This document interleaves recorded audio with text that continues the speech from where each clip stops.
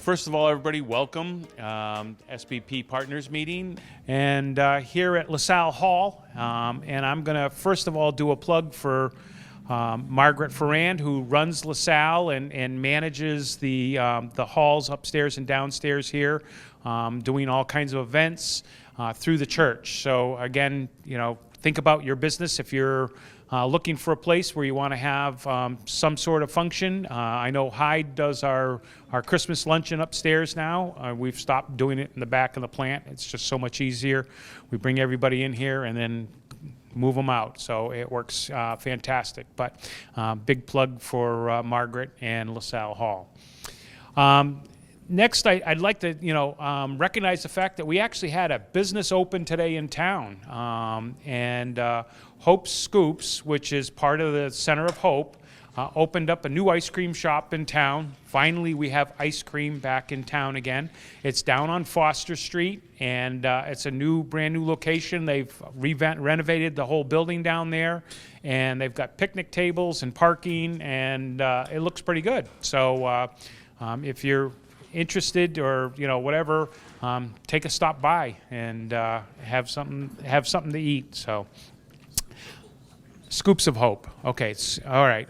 Scoops of Hope, excuse me. So at this point, I want to recognize Ed Moore, president of UMass Memorial Harrington, and he's here tonight to talk about 2 years after the merger that Harrington had with UMass Memorial and how things are proceeding. Come on. Thank you. Thank you, Bob. I'd really, first of all, the lighting here, if anything, it probably just bounces off my head. So if it's a glare, I apologize for that. I was asked to come, and I really look at the opportunity to really tell you a little bit about kind of where Harrington's at today, but give you a little background as to why we did what we did. And some of you may have attended, a few of you attended an event we had in the middle of June where we gave a really great history of the rationale behind why you take a hospital from being independent to being part of a system. Now, even just tonight, talking to a few of you, I would be remiss if I didn't say how important healthcare is to all of you. I'm not sure how often I get a call from you or others, hey, I'm going to your ER. I want to make sure I can get seen quickly, or I got an operation I need done. Can I get it done sooner? So I know how important it is, but I also know how important an asset Harrington is to this community. And I've been here, it's hard to believe, it's now August. I started in July of '07. That's 16 years. And in the life of a CEO, that's about 4 times the average life of a healthcare CEO, just so you know. So I'm pretty proud of that because, and at the same time, we've accomplished a lot. Culminating in, I think, the biggest achievement being now part of UMass Memorial Health. Because clearly, how many of you were here? I guess I'll take a step back. How many of you were here in 2007? Many of you were. I think it's a different Harrington today than it was then, both in terms of size, scope, accessibility programs, not even including Webster and everything else we've been able to do to make a difference. Let me just get rid of that noise. Because, I had too many cookies, I'm sure. But besides that, what's that? You know anyone in Harrington? Yeah, I do. I have a little connection. But no, that goes off only because I wear a device on my arm that monitors my blood sugar continuously. And I recommend anyone who's a diabetic to look into things like that because that is the future. Being able to monitor your own health at home or remotely with the proper support from your doctor and otherwise, and I'll get to talk about that in a few moments, but that was that alarm telling me you had too many, you had too much either lemonade or cookies. I don't know which one, but I had both. So, but I would tell you, healthcare is an important thing for all of us, and we feel very much we're one of the most critical, we're the largest employer, but also one of the most critical assets in the community. And we take it very seriously. And I say that because I worked with the board from 2016 to 2019. And there was a committee of the board, and this gets back to where we are, but why we did what we did. And you should all understand, it was not an easy decision after 80-something years to give up independence. That nobody takes that lightly. And the board is so committed, and many of you serve on committees of the board, et cetera. It's a great board. And that responsibility they look at as, there's a critical decision. What if it doesn't work? Not only who would they blame besides me, but, what is the outcome? And it was a clear direction, which was, and I say this, we had a consultant, he educated everybody, we looked at the trends, and what was clear at the time was the board agreed to three things. Should we stay independent, because we always have that option? Should we become part of a larger system and be acquired? And should it be a nonprofit or a for-profit? And they looked at that very, very seriously. In fact, I talked to 11 organizations to see who might want us. Remember, we were stimulating this deal. Nobody was trying to acquire us. We wanted to be acquired. It was not a hostile takeover. In the nonprofit world, that doesn't happen a lot. But in our case, we said, what do we do to assure that there will be health care, not just for the next 3 or 5 years, because I could have guaranteed that in a heartbeat, for the next 10, 20, 30, 40 years. Because that's what this community needs. And I say this community, not just Southbridge, but obviously a lot of need here, but broader than that. We serve 20 towns, 170,000 people. So we went on this journey and ended up interviewing UMass and, quite honestly, 2 other for-profit entities who were very seriously interested. The good news, especially for me and my team and others and for the community, UMass stepped up, made a lot of commitments, and it happened. Now, some of you might have been there in the first week of July of 2021 under the hottest tent you could imagine, where we had a celebration of the closing, which happened on July 1st.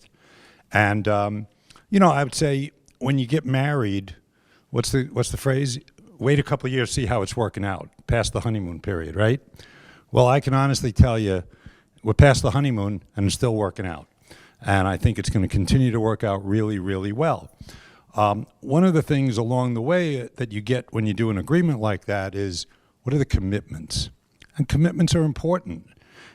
In a way, it's important what's in the document, but what's even more important is looking across the table at Dr. Dixon and making sure that we see eye to eye, and that handshake is worth everything.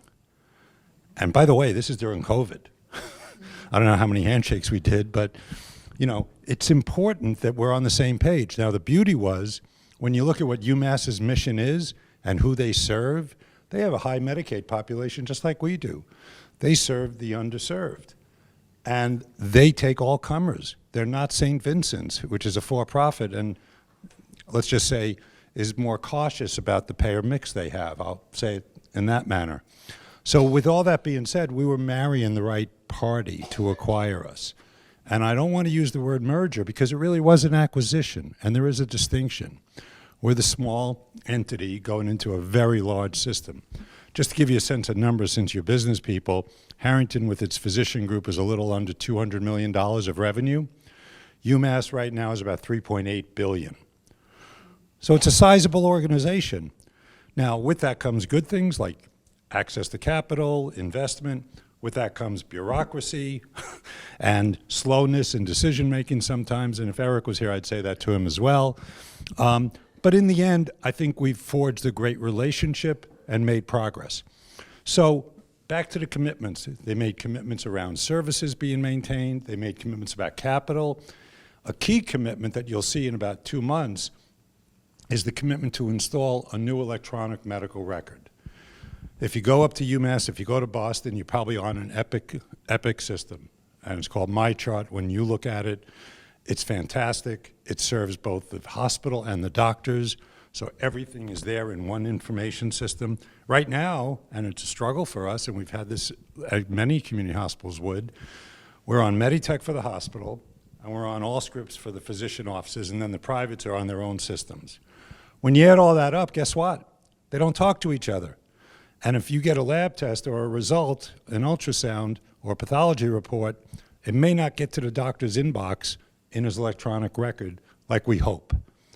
I'm not saying it doesn't always, it never does. I'm saying it may not. When you have one system, it will. So we're very much looking forward to being on Epic, which is the premier system in the whole country.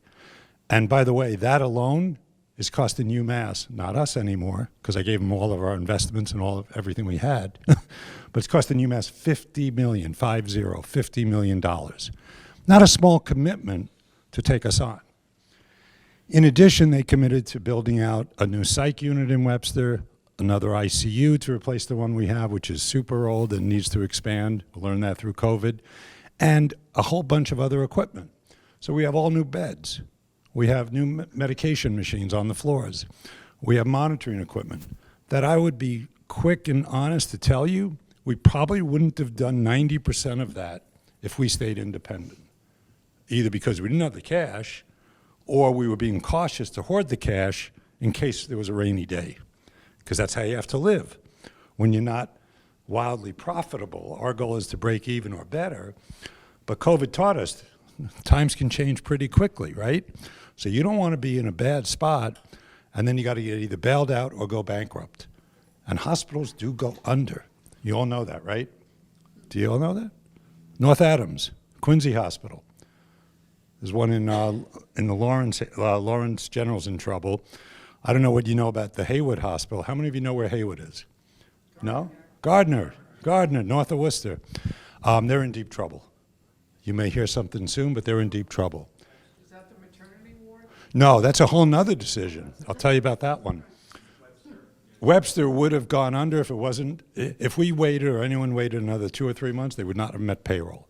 They were a very small 22-bed hospital, and we came in, and to Bob's point, we rejuvenated it. It wasn't easy, but we pulled it off, and it's a vibrant campus with 40 psych beds, a full-service ER that serves this huge community. And it serves a lot of different types of folks, both folks who are on the lake and then a whole Polish community and Dudley, and we make a big footprint, a big presence there. But what I'm trying to say is, Health Alliance, Leominster and OB. So the other thing hospitals have to do, and we did it 6 years ago, certain services may not be able to be maintained for different reasons. We closed OB 6 years ago because our community decided over a 6 or 10 year period that they were not coming to us, they were going to Worcester already. We had 5 OB docs, and our volume went from 500 deliveries a year to 200. That's not even, it's like a half a baby a day. How do you keep the staff qualified when you're doing that? So we closed the service. We didn't get a lot of outcry from the public. Contrast that with Health Alliance that is in Leominster, and there's a lot of news about it. They decided to close OB because they can't staff it, and they have 500 births a year that will either have to go to either Haywood or Worcester. So that's another thing that you want to have is a hospital in a community that's stable and can maintain services. I don't know how many of you know this, but we have a very large footprint, both inpatient and outpatient, in behavioral health. We made that part of the deal. We don't want to have UMass start to close our behavioral health services. It's a critical service for these communities. So we wrote it into the deal, and quite honestly, they're looking to help us further expand it. They think that we have the best services within the whole UMass system because we're more broader and far-reaching, both inpatient and outpatient, so we're trying to help them because they've got some significant problems with some of their behavioral health services. So it's been an interesting journey from when we closed, including before closing the negotiations, which, by the way, as I said, it was 21, so it was almost the height of COVID, and the deal still happened. And it only got delayed about 3 months while UMass and Eric Dixon were opening up a field hospital. That got in the way just a little bit. But otherwise, we kept forging ahead, doing due diligence, and due diligence is pretty intense. If you ever bought a business, you want to peel back the covers and understand what's underneath those numbers. And then, of course, they look at not just your financials, but your compliance and everything else. The good news is there were no surprises. And I love that because if I could sell something and say what you see is what you get, and that's true, and I love this part, guess who the first employee was that they put in on July 1st of 2021? Not me. I was already there. New body, new person. They kept me, though. That was a good news. I'll tell you that in a minute. They could have fired me, but that would have been another issue. Who would have been the first person you think they'd put in? Not a doctor. Nope. I had enough doctors on my own. No. Chief Compliance Officer. Chief Compliance Officer, because they're very worried and strict about making sure that any of the entities do not cross the line. Because you know what? It's not whether Harrington crossed the line or not, but if Harrington did, what's the ramification for the medical center, for other hospitals? Because once the feds or someone else gets into you, they can look anywhere they want. So they put him in, and he looked around, tried to find issues, found zero. And that makes you feel really good, right? Because once again, a third party looked at you, and they planted someone, which I was fine with. I had nothing to hide. And they said, you know what? After a while, I said, I'm not sure what he's doing all day, because there's only so many rocks you can turn over and come up with nothing. So we ended up with a half-time person, because I said, why? Not needed. So that was fine. So roll the tape forward. We get into the rest of 21, 22, and now 23. And what's been interesting is, besides those capital investments, besides the electronic record, and Bob mentioned Scoops of Hope, right? Scoops of Hope. We just went to that event, and if you were there, I had the opportunity to speak. Cindy asked me to come up, because it's an example of what never would have happened if we stayed independent, right? UMass had been doing this for a few years, called the Anchor Mission. And the Anchor Mission is an interesting concept. And they've been heavily involved, and they basically are committing to this national organization to basically say, we'll take 1% of our investment portfolio, and we'll put it in a fund, and we'll use that fund to find opportunities to help local communities get engaged in things that will help social determinants of health, that will help move the dial forward to meet community need, right? And expand. And it's a loan program, I want to be clear, and if you guys know people or have ideas, please bring them forward to me or Jess Calcidisi, because it's a loan program which basically says somebody who's entrepreneurial, someone who's in an existing business, may not have the capital, but they have a great idea. And rather than give them a grant, give them a loan. Very, very low interest, especially in today's rates. Give them a loan and say you got 5 years or 7 years to pay it back. But start up your program, start up this opportunity that you otherwise couldn't do. And Cindy's a great example of that. She couldn't afford easily to have the capital, if you were there, to buy the equipment, get it up and running, the operating cost, initial startups. But with our loan, she can. And once it gets up and running and it's breaking even or better, she can pay back that loan. And how many people did she help along the way with training and development? And it feels good that we had that opportunity to do that, because we're part of UMass. That was part of our deal, where they gave us, and I'll tell you the numbers, they gave us the opportunity to use, if we have good applications, up to $4 million of loans. That's not an insignificant amount of money to help folks in the community. Now, I'm standing here next to the other recipient, right? Mind if I share? Of course. Okay. So Renaissance Medical, who we've been working closely with on different things, referenced and Jess and I said, hey, we got this opportunity. You got any ideas? Because you serve another population we think is important. So they came up with this idea, which I think is critical. They got a long waiting list. And that waiting list, it's not good if it just sits there with people waiting. It's a need that should be met, because it helps those people in the community. And we said, how can you expand? Well, and I knew this, when they did the build out, you only built out 75% or so of the space. So they had shell space in the back, but you have to renovate that. And that comes with capital, needs capital money. So we said, would this qualify under the same kind of program? Allow a low interest loan to help you expand the space, take on more clients, generate more revenue, and pay back the loan. And I'll tell you, I'm looking forward to that open house and ribbon cutting as well, because I think it's a great example of partnering in the local community. And to me, that's part of one of the pieces of me that's the fun part of my job, right?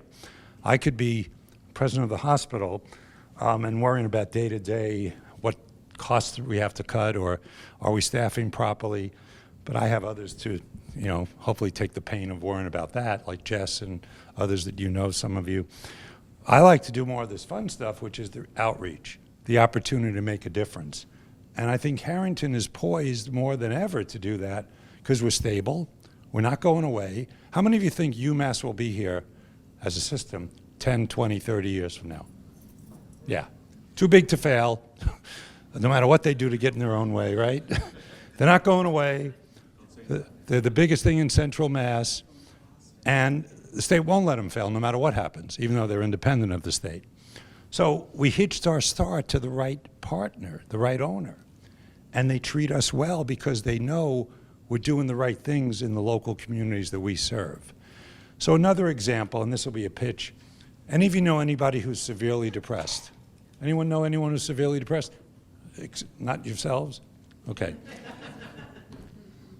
So we have a program called Transmagnetic Service or something, where they're sit in a chair, put a helmet on your head.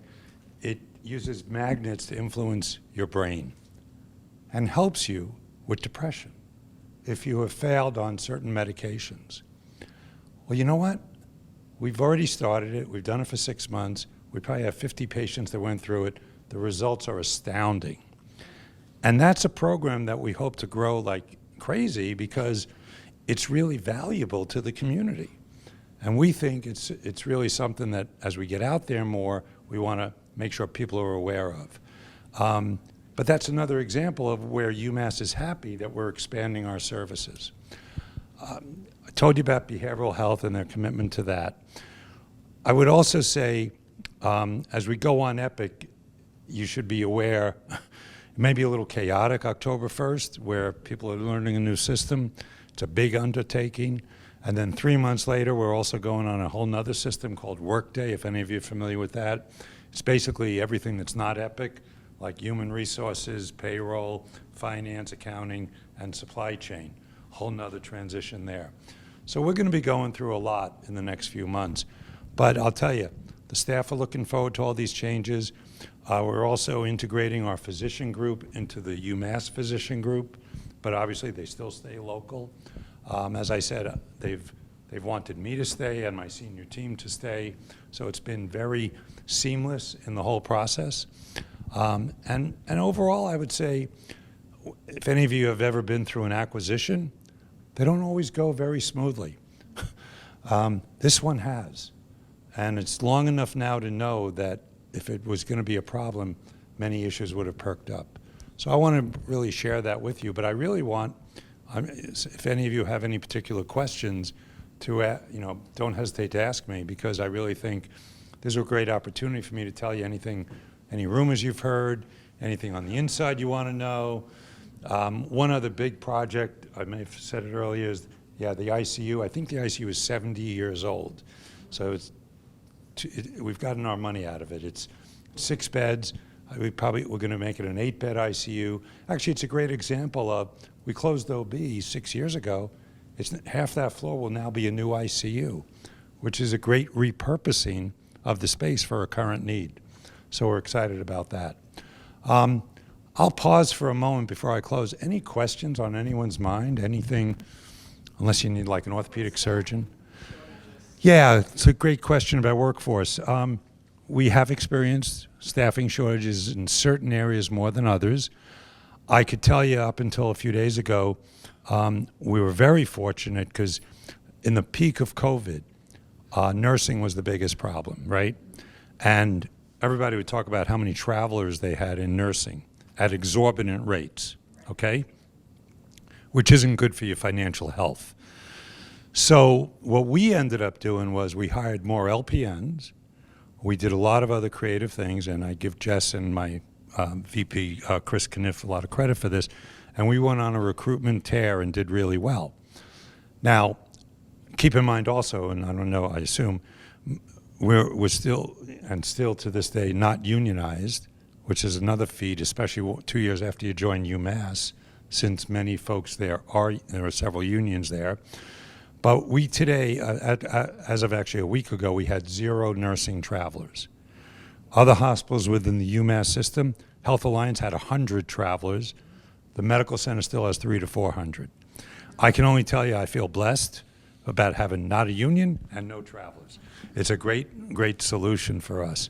Now, will it always be that way? I have a few travelers outside of nursing. A big problem in recruiting these days is medical assistants in physician offices. And, and you're always into what's the right compensation, and, we're moving people onto the health benefits at UMass come January, and I want to be careful what are the premiums going to be when they move over versus what they have now. It's a lot of integration work that goes on. But, you hit on the right issue. Workforce is the key issue for every hospital, every business these days, how to get the right talent and retain them. So I always have the philosophy, what can we do to make sure people, when they come, and I meet every orientee at orientation, that this is the place we want you to stay for many, many years. Because if you have retention, your recruitment issue is not as severe. And the worst thing you have when you have, by the way, right now, and I was telling it earlier, we are chock full beyond belief. So staffing is critical, so we could open an overflow unit. So we have Monday morning, actually I got an alert Saturday night at 11 o'clock. The supervisor was sending an all points bulletin out. If anybody wants to work, we need you now. It was that bad. And I'm talking bad because Monday morning, there was 17, by the way, we renovated the ER, and we have now 17 exam rooms instead of when I was originally there, 14, plus 5 psych beds in the ER, if you've ever been in the Southbridge ER. Monday morning, we had 17 boarders plus normal ER visits. And we already filled up all the hall beds. And I'm talking over and above the 17. That's really locked. You're almost on lockdown. There's no flow. What do you do? And we opened up on our 4th floor an overflow unit. We put 5 or 6 patients there to take off some of the relief. But staffing's always a challenge, but we're doing better than most. But I'll say this, we don't have a demand or a volume problem typically. We're quite busy most of the time, including outpatients. But it's just the dynamics of being profitable, or at least break even in hospitals these days, especially when you have a high Medicaid population that reimburses you 60 cents compared to commercials, is tough. And when you have wage inflation, which people deserve, if costs are going up by 6 or 8%, you can't give them 2% anymore, and others are trying to compete. So it's a really difficult dynamic, right? So you got to grow, you got to find creative ways, be as efficient as possible. Good question, though. Yeah, go ahead. How did that office that closed in Southbridge, how did it affect? Oh, so Family Health Center. Yes. So the Family Health Center is, these guys can relate to this too. The Family Health Center of Worcester had a Southbridge location in 2 buildings, 1 block from the hospital. And they closed last Labor Day or so, gave us notice, and they closed shortly after because nobody stuck around when they said they're closing. And we were conversing a lot with RMG, trying to figure out what's the right strategy, because there's over 1,400 or so patients abandoned, which is pretty awful. So we came up with a couple of ideas and strategies. One of our responses ultimately was, which really hasn't taken the real full solution, but we opened up, if you're aware, and a sign just went up finally permanently for urgent care. So we took a little bit of the edge off by opening up urgent care on South Street, right on that corner of South and Sales, is it? Or yeah. So that's helped, but it's only open Monday through Friday, 10 to 6, because of staffing. If I could open it 7 days, I would, but I need a PA or an NP. Have you guys been able to absorb some of that volume as well at RMG? Yeah, we're working, we're creating new strategies to bring more physicians. Right. Everything takes time. Right. Credential, it's a whole process. Oh, yeah. Better than mango, which is good. Oh, that's good. That's a start. Stop it local, bilingual, like, Yeah. like, yay. Yeah. We're working with you guys to bring solutions. Right. Yep. Because you have nice office space there, and how can you be part of that solution together. Yep, absolutely. And that's another example of where we do partner. Renaissance and Jesus has it was a great idea when we did it, a chair van that they used to bring their clients to their site. But the rest of the day, they could help us with discharges of getting chair van eligible patients out of the hospital, because there's right now a huge problem with ambulances responding, believe it or not. So it's been a great partnership to be able to do something like that. You want to yank me off? Any other questions before he gets me off the hook here? I guess your site, how are you doing, I mean, that's a kind of all across the board, how are you doing in your site and your ER? And do you have do you have EMH similar to the one? Well, actually, yeah, we have our own psych emergency team in both ERs. We can place patients, and we work hard to do that so we get them out of the ER as quick as we possibly can, even though there's some that languish there for a while. But many hospitals have to reach out to other agencies. So we don't have to do that. We use our own staff, and we've done that. There is. Yeah. Yeah. So we're looking at UMass's program with his EMH and how that works. Where does it work well? And also we're looking at how do we do through UMass, and my fellow, the VP for that, Greg, is very involved in looking at a system-wide approach for bed placement for the whole system, including HBM, because they have a lot of beds that are not always fully used. So we're trying to work on that. We have the most beds compared to any other UMass hospital. The medical center and Marlboro, we have 40 beds just in Webster, and nobody even has that many, other than HBM, right? So, and there's underbedded med-surg beds, and UMass is building out a major facility. It used to be Beaumont for like a couple of $100 million ultimately to create more capacity. Because I'll tell you, if you come to my ER and you need to get transferred to UMass, yeah, we may hope we get special treatment, but you may end up in Hartford. Just be prepared, because really it's tough. They are at full capacity. When I told you I have 17 waiting to go up for a bed Monday, they typically have 50 to 70 patients holding in the ER waiting for a bed. That's no way, and it's not like they want that, it's just there's no way to put them. So thank you for your time. If you have any questions, catch me after. Thank you. All right. Thank you very much, Ed. You know, it's a great update to hear where the hospital has come from and where we are today. So at this point, I'm going to open up sort of the floor to announcements. I'm going to invite Denise Clements to come up and talk about Cops and Kids. They have an event coming up. And then Lisa or Elvis, I don't know, I've got Autumn Fest on my list too. And then I'm assuming there's some other things in the room. So Perhaps new businesses and such. Yeah. Always got a good idea. I'll come over in the middle. So I just wanted to take this opportunity to be the spokesperson for the Cops and Kids program. Most of you, I think, are aware of what it is. A wonderful youth program that's been around for over 25 years, headed up by the police department, started here in our community to really try to help out with juvenile delinquency and forge those relationships between the law enforcement and the youth of our community, which, of course, if you can start when they're young, that really can make all the difference as they get older. Those relationships form bonds that then become, people become much more comfortable, and it becomes a real good symbiotical relationship. So anyway, Cops and Kids has been around a long time, but to fund this program that they have a wonderful summer program. They also do different programs throughout the year, basketball and such, but their biggest program is their summer youth program that runs at our community center, staffed by police and other college students and such to be leaders at the program. And they serve up to 150 local youths. It's a free program. It is run as many as 5 days. It runs as minimum as 3 days. There's a food service program that's involved as well. They've gotten awards for that. again, a lot of this stuff you know, and you also know that in order for this program to continue to run, they have to raise money. It is not funded by the community, with the exception of using the community center as their location.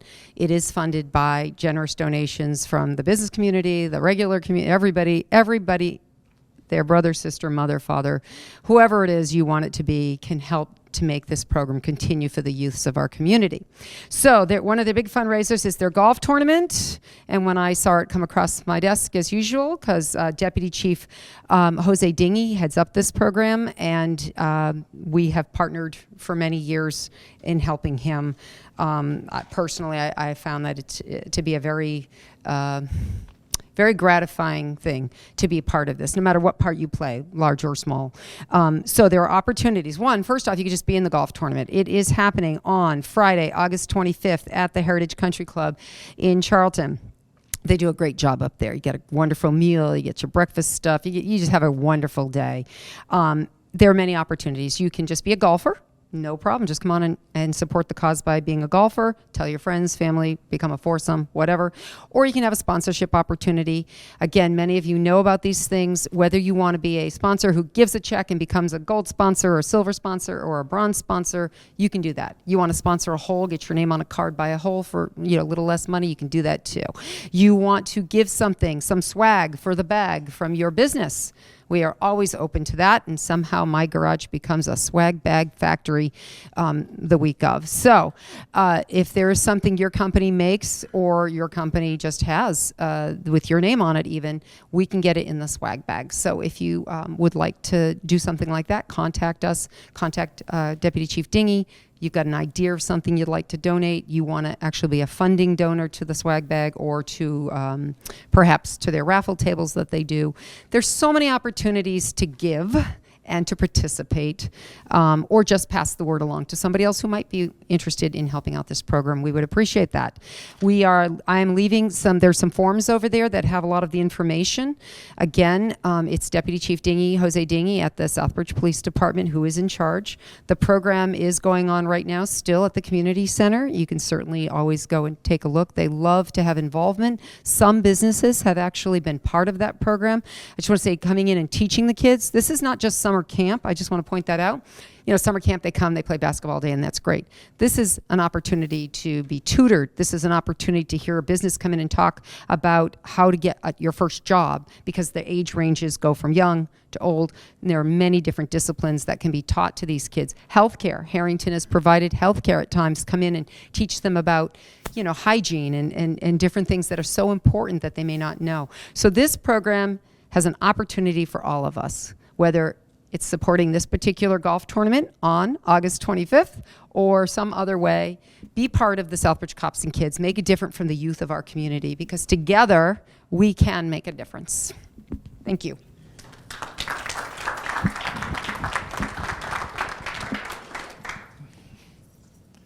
Hi, Elvis. So Elvis is going to talk about Autumn Fest, September 16th. September 16th. Autumn Fest is going well. I'll be honest, we kind of took last year's blueprint and just copied it because last year was a phenomenal event. And why fix what ain't broke? This year, it's a Saturday, third Saturday, 16th. Sponsorship has been awesome this year. Not surprising. I'm very excited. We've had a lot of great sponsors, especially Shot North America. Thank you, guys. They've been amazing to Autumn Fest. They've been amazing to the town of Southbridge. Shot is amazing in general. There's many great sponsors here, and I appreciate all you guys. I would probably bore everybody listing you all, but I want to thank you all for that. We have pretty much everything wrapped up and ready to go. We have kind of a second to final meeting tomorrow night. You're welcome to come, Savers Bank, 4:30. And the only thing we're missing is I wanted to add a Latin band this year. So we've left the spot open out of the two bands, and we've kind of looked at some Latin bands, but so far the best thing I found was a guy who's kind of DJing, which is pretty cool, but I really want a band, and the bands we saw first were a little slower. 1,000, 1,500 in that area, and I want an upbeat band. I know the culture well enough to know that they'll be dancing if it's good. Oh, yeah. And I want to add that part to Autumn Fest this year. It's time. So I've kind of held out on the other band, hoping to figure out what we're going to do. So if any of you guys are available tomorrow night, come on down to Savers Bank. We can maybe figure something out. But beyond that, in general, everything's going really well. You should all be there. We have these right here. We finally got them printed this last couple of days. We're going to try and get these out into every store, business in town. Store and business in town. Last year and the year before, I kind of personally walked the town, went door to door. I can tell you pretty much every business is going to say yes. If you want to be really nice, have the tape and put it up for them, right? If you don't have a business where you got a lot of eyeballs walking in, like say Big Bunny, say hi, RMJ, put this where the employees work. I mean, not work. Put this where the employees take their break. They all go in there. They're all going to see it. We want everybody to show up for this event. This is going to be an awesome event. And last year we had probably 3,000 to 4,000 people at least. I'm expecting to see more than that this year if the weather holds out. So that's about it on Autumn Fest. If any of you have any questions, feel free. If not major questions, we'll hit you up tomorrow Well, we night. still need items for our raffle table, so we appreciate anything that you could donate, whether it is an item, a gift card, a gift certificate, so that's one thing. Have this so the camera Oh, gets you. can't they hear my teacher voice? They can, but the camera can't. Oh, the camera. Okay. Keep it there like you said. Also, we are having a scratch ticket raffle. We have $500 worth of lottery tickets, and we decided that we would sell them early. So we have, Karen just brought them in. They're great. Look at them. All right, so if you want to take some, sell them at work, you have friends, you have family, somebody's coming for a barbecue, and you just whip these ticket, little tickets out. They're $5 each. And hopefully we will be selling them, pre-selling them at Big Money Market.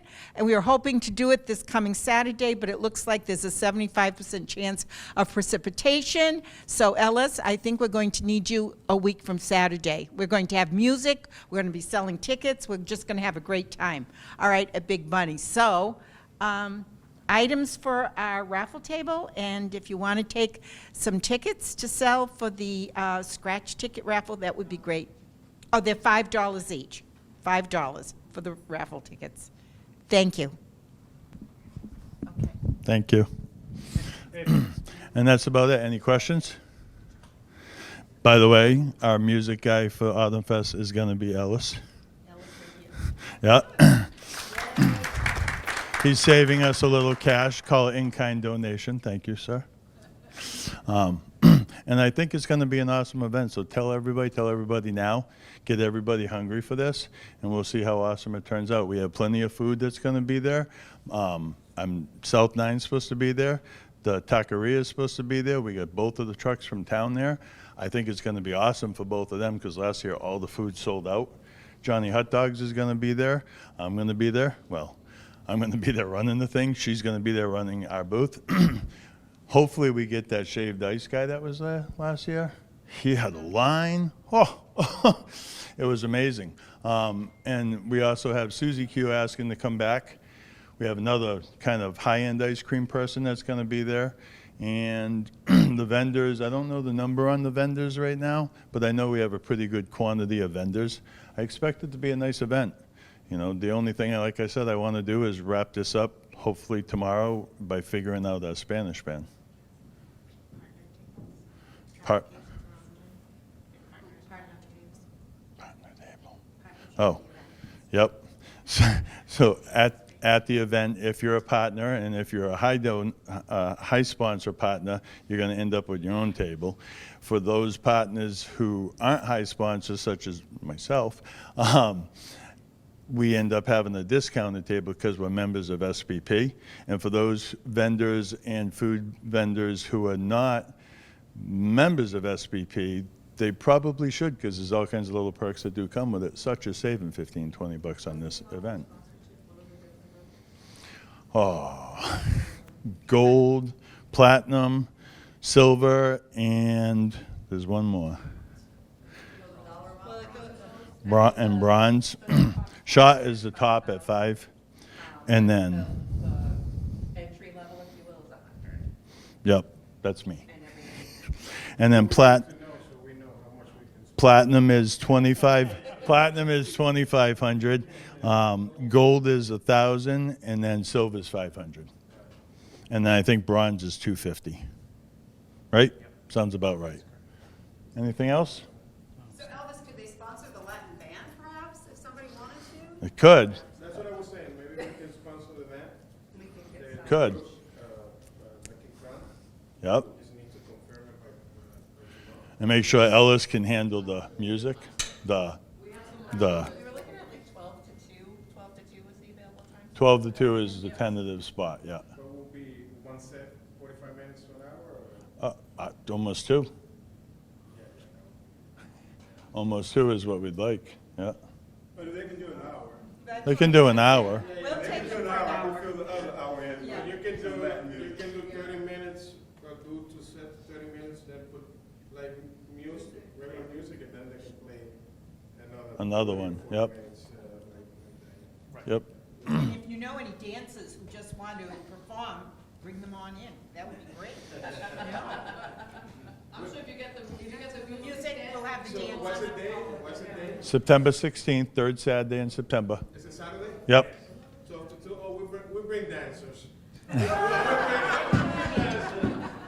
bring you 100 drinks from our you're gonna be dancing. So we can help you on the sponsorship with the group. We'll Awesome. follow tomorrow. Thank you, Jesus. All right, next. Well, at this point, I do want to introduce actually a new member of the group. Come on up. I want you to give a little blurb about your business. So, Jorge, and Jorge has joined us with a new cleaning business in town. And give us some details. Yes, good evening, everyone. For those who don't know me, my name is Jorge Morales. I decided to put my foot in the entrepreneurship role for a little while to see how it works out for me. I opened a local cleaning company, Gem Cleaning Solutions. Thanks to our attorney, Rob Capera, who helped me licensing and all my documentation to start off on the right foot. Of course, we are insured, licensed, bonded to make sure that we can take care of your cleaning solutions, whether it's at home, whether it's at your office, your medical facility, regardless of the space. I want to commit myself to the town and give a more personal solution to your needs. Of course, there are bigger companies in the area that will be out there for a while, that have more funds than I do. But my goal is to be able to serve you on a more personal level, take care of your needs, obviously on a smaller scale, to make sure that all the details are covered. And of course, cleaning promotes a healthy environment for your employees, those who have employees at home as well, with your pets, with your children. So if you do need a cleaning solution, please reach out to Gem Cleaning Solution. I am a lifelong resident of Southbridge. I'm proud to be here with my family as well. So if you have any questions, please let us know. Thank you. Thanks, Rob. Jorge, questions for him. questions? Questions Oh. for him. Go to the mic. Yes. You went running away, so. Quick question, so when you first started, you said cleaners, I thought you meant clothing, No. house cleaning. It's house, a residential, commercial, yes. Yes. How can people find you? At gemcleans.com or at Gem Cleaning Solutions LLC on Facebook as well. So my email is jorge.morales at gemcleans.com as well, if you do need me. And what's your service area? Service area, well, we're obviously, we're more local. We're taking care of local towns. Right now we do have some business in Southbridge, in Charlton. We've been out to Webster. Obviously, it depends on how I can control staffing on my end, as I do have a full-time job. So I'm trying to cover staffing for the daytime jobs, and I am also doing some of that job in the afternoons and the evenings to make sure that, of course, that I'm promoting part-time job opportunities as well to create some jobs. Of course, this is a smaller scale, but it gives flexibility for those that need a little extra cash. Evening jobs, everything is done properly as well. Everything is licensed, thanks to my attorney, business attorney. So of course, payroll, ADP, and all of that stuff is offered to the employee to make sure that we're legitimate from the start. Other questions? Good. Thank you, guys. All right. Thanks Thank a you lot. very much. Yep. And at this point, I'm going to open up the floor. Does anybody else have any announcements or opportunities?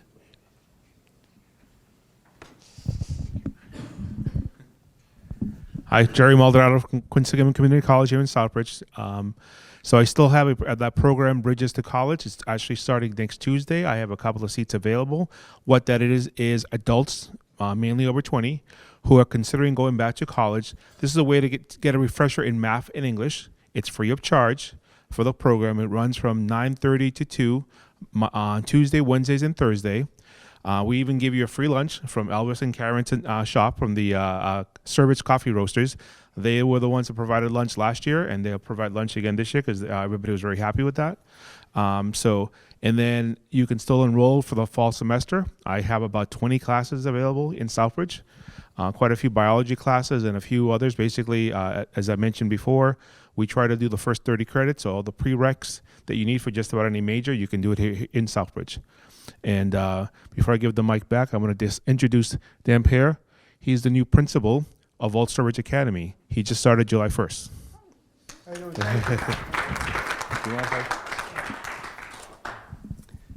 Thank you. I'm Dan Pear. I'm the new principal at Old Southbridge Academy. I've been in Springfield for the past 17, 18 years. I'm wicked excited to be out here, and I'm looking forward to starting some partnerships so that our especially our middle school kids are able to see what's out there and what they need to do over their next 4 years in high school to prepare for the workforce and a lifelong career. Thank you. Thank you very much. I'm going to go over here and I'll come. Got you all lined up. So. Thank you. Jerry stole my thunder. I was going to introduce Dan, but that's okay. That's okay. Hi, everyone. That's okay. That's okay. It's okay. Jerry's one of our OSA board members. So I'm Jasmine Rivas from Old Southbridge Village, and I have two announcements today.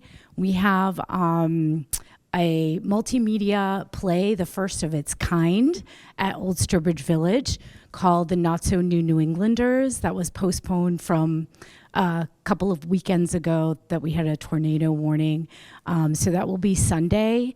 Doors open at 5 in the Stephen Brewer Theater. And I really am excited and proud of this project that we worked together on. I am the co-writer and also the director, and Southbridge is a very prominent piece of this play. We honor quite a few people from Southbridge, from Ruth Wells, who was one of the founders of Old Southbridge Village and really promoted and created such a long-lasting legacy of education. And also Ruth Wells has the Ruth Wells Art Center here in Southbridge. And one of my mentors, Mr. Robert Brown, who wrote the book, The New Englanders, that inspired this play and parts of the play, as well as our students from Old Southbridge Academy. He is honored in this play, and we talk a lot about the work that he did in his book and sort of the continuation of the stories.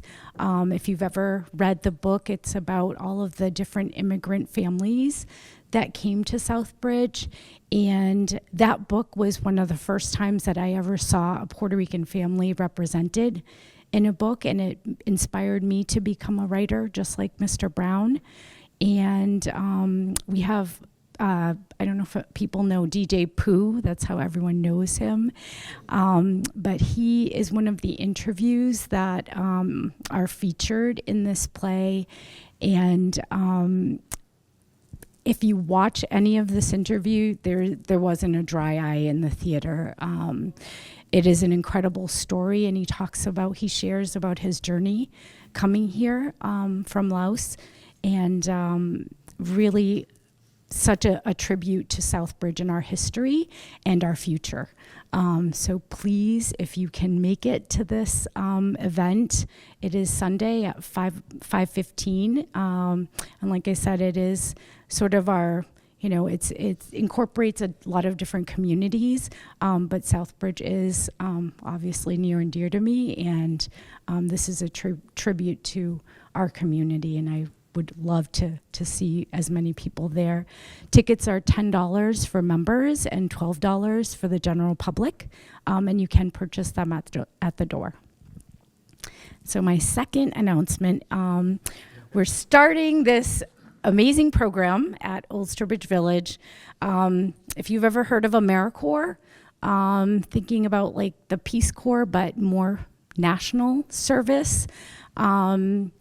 This program starts in September. We are recruiting members currently, people that are 17 and older.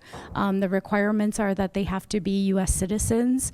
They do get a living stipend and an education award at the end of their service time. And at Old Sturbridge Village, we offer housing for members that need housing. This program would serve after-school programs in our catchment area.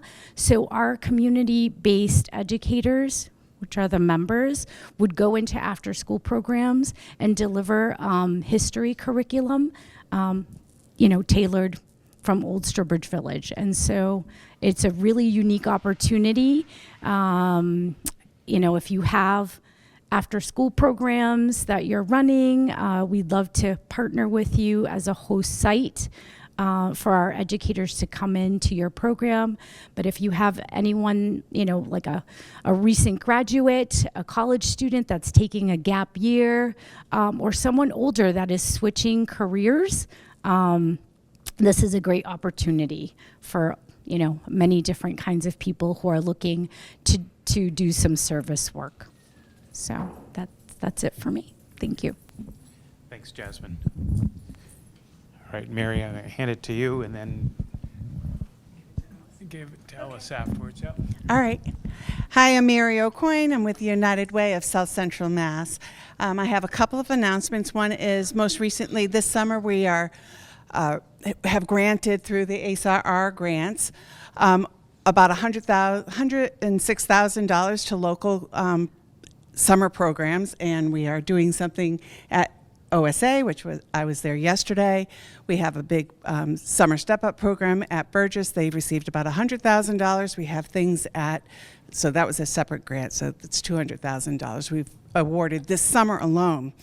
And then we have programs like at Quasi's, Our Bright Future, and at the Y, a literacy program. So really kind of concentrating on trying to provide educational and fun activities during the summer for many of the students in our area of Southbridge, Sturbridge, Charlton, Webster, and Dudley.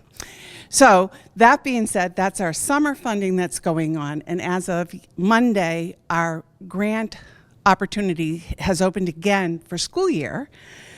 So anybody who is running an after-school program or out of school time, so it could be during like February school vacation week, Christmas vacation week, any of those, if you're running a program, you're a nonprofit municipality school, you can apply for these grants.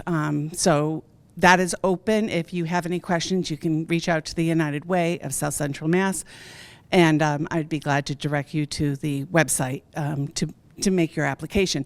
It's a very short window. It's only open until August 7th. So we are looking for programs that are going to be running that kind of are already in the planning process, but certainly wanted to let you know that we have that funding available right now. And my last announcement is pub quiz is coming back, and it is on, put it on your calendars now, September 29th at the Southbridge Conference Center. It'll be a great night of fun trivia, and it's our biggest fundraiser for the United Way. And it is also our kickoff for the 23-24 campaign. So thank you.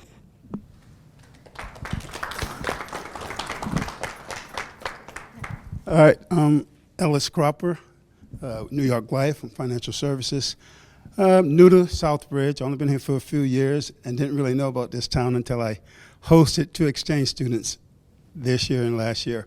But I just partnered with the National Financial Educators Council to do financial literacy, but I'm trying to change that to financial capability because really looking at changing behaviors.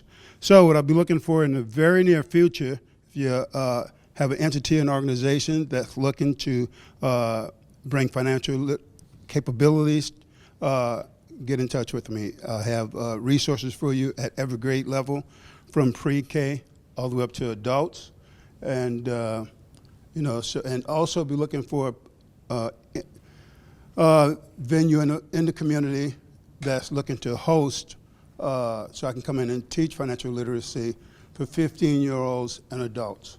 Looking to do that one night a week, probably starting the end of August.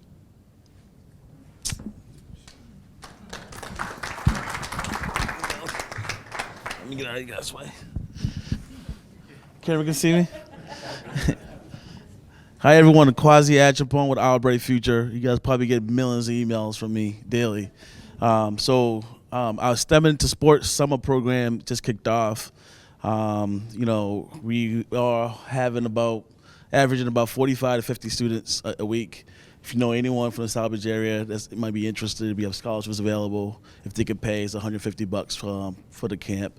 We have a bus that comes out to Brookside to pick up kids from the Southbridge. So if anyone, any kid just sitting around not doing anything, send them my way. We serve ages from about 7 to 15. So, and thanks to United Way, I could give out some scholarships as well. So if you know any kid in need that just sit around, that could, we can help, send them my way, and we can help them as well. That's all. Thank you.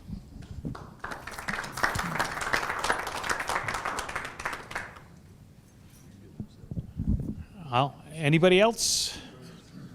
Well, thank you very much. We appreciate all of you attending, and hopefully you learned something about the hospital and some other things going on in our community. Have a great evening.